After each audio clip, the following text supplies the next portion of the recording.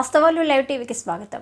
ఐజయ్య కాలనీలో road number 4 దగ్గర ఒక అక్రమ పర్మిషన్తో అపార్ట్మెంట్ కట్టి చుట్టుపక్కల రోడ్డు కాలువలను ధ్వంసం చేస్తే 4 సంవత్సరాలుగా పట్టించుకోకుండా వారికి కొమ్ము కాస్తూ ఆ పాడైన రోడ్డును కాలువలను పట్టించుకొని మాజీ వైస్ చైర్మన్ వారికి తన అండతో అక్రమ పర్మిషన్ ఇప్పించడాన్నే వాదన కూడా ఉంది.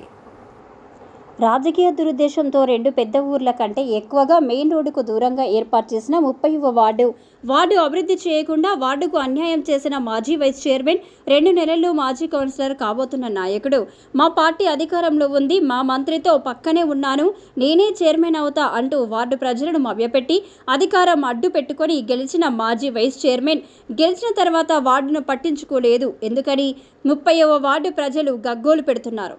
ఈ రోజు వార్డులో పర్యటించిన మాజీ కౌన్సిలర్ సతీష్ యాదవ్ త్వరలో వార్డు మొత్తం పరిశీలించి వార్డు సమస్యలను ఎమ్మెల్యే తూడి మేఘారెడ్డి దృష్టికి, జిల్లా కలెక్టర్ దృష్టికి తీసుకువెళ్లి సమస్యలను పరిష్కరించే దిశగా పాటుపడతానని ప్రజలకు హామీ ఇచ్చారు.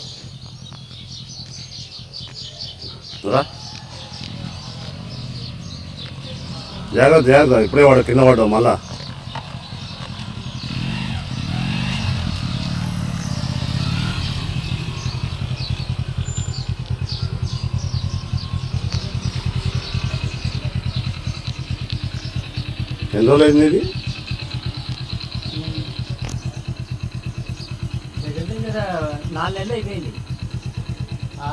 ఇది అసలు పట్టించిన సీసీ రోడ్ వేపిస్తాను. బిల్డింగ్ స్టార్ట్ అయినప్పుడు 4 సంవత్సరాలు 4 సంవత్సరాలు ఉంటే అది బిల్డింగ్ వాళ్ళే కదా చేసింది, వాళ్ళే బలగొట్టింది. అప్పుడు నేను కొన్నా పర్మిషన్ ఇప్పించి దీనికి అసలు పర్మిషన్ లేదు.